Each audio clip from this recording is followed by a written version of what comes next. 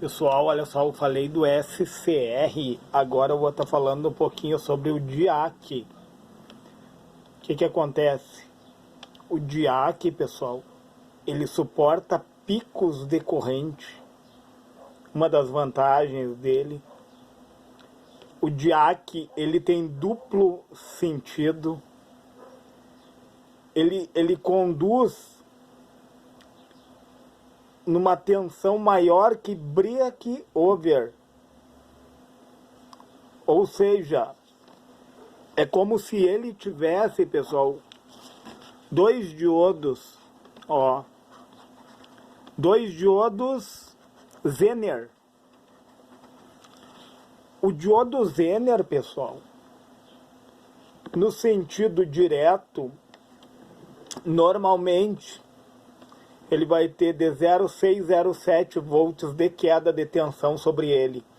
Ou seja, o diodo Zener, ele funciona como um diodo convencional, tá? E o DIAC é como se tivesse dois diodos Zener, um de frente para o outro. O que acontece? No primeiro, ele vai ter uma tensão de 0,7 volts. O segundo está polarizado reversamente. Vamos supor que esse diodo Zener aqui, o Zener dele, seja de 20 volts. Para ele poder conduzir, vai ter que ter uma tensão maior que 20, pessoal. Então, vamos supor que seja 20 volts, ele vai ter uma queda de tensão de 20 volts sobre ele, ó.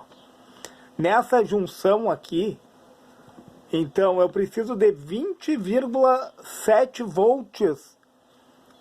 É o ponto quiescente para ele começar a conduzir, pessoal. Para ele entrar em saturação, certo? O que acontece? Eu tô com uma tensão aqui, vamos supor que eu coloquei 30 volts, ó, tá?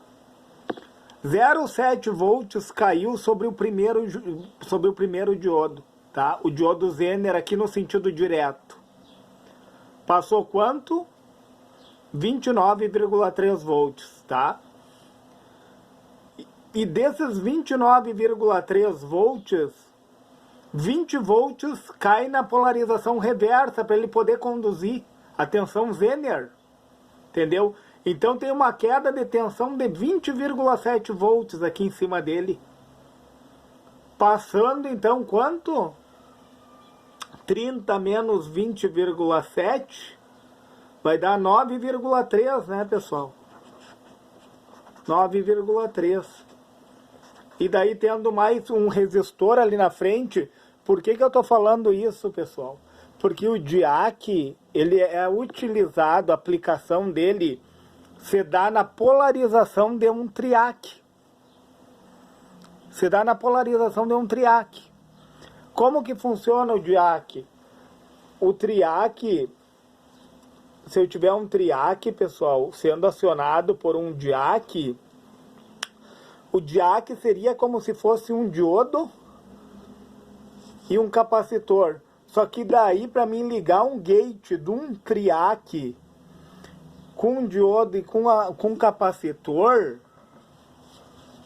o capacitor tem que ser de grande porte, pessoal. Se torna algo grande para o circuito, entendeu? Tem que ser um capacitor com uma capacitância alta. Por quê? Porque quando ele se descarregar, ele vai ter que manter o terminal do triac. Entenderam? Olha só. Vai vir um diodo na condução direta. O diodo tem uma queda de tensão de 0,7 volts, certo? E seria um capacitor eletrolítico aqui, ó, tá? O que acontece? O capacitor, em primeiro momento, ele funciona como um curto até se carregar, né? No momento que ele se carrega, daí ele vai descarregar para manter o triac ligado, porque o triac, quando chega na condução zero, pessoal, quando ele chega na condução zero ali, ó, que o triac funciona com a corrente alternada, né? Subiu do zero o pico de tensão ali, ó, corrente de 60 Hz, né? Deu um ciclo, quando chegar no zero ele se desliga.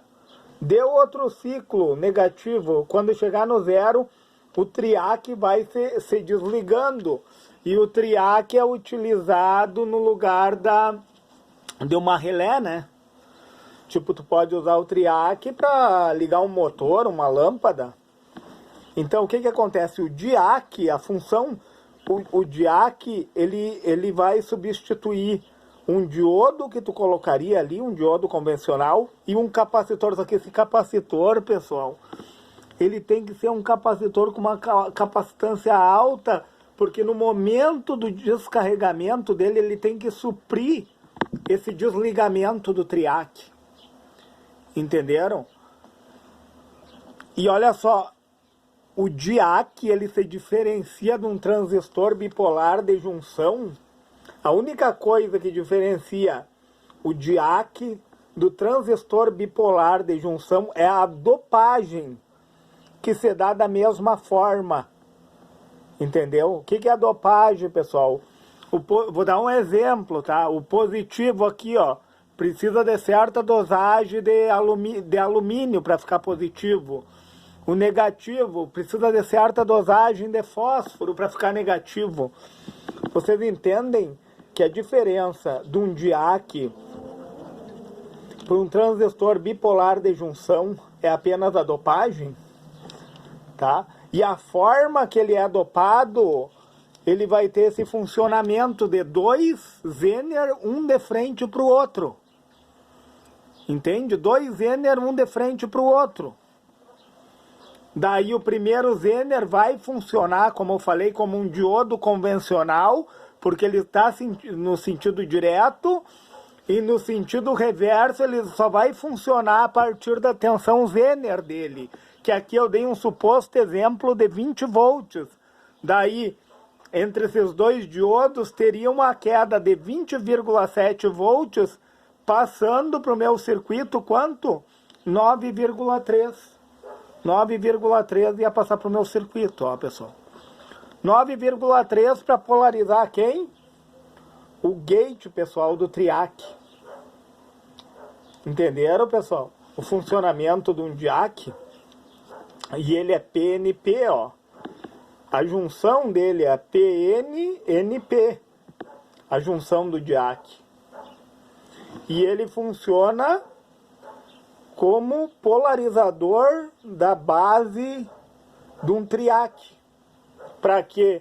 Para que o triac não venha entrar em corte.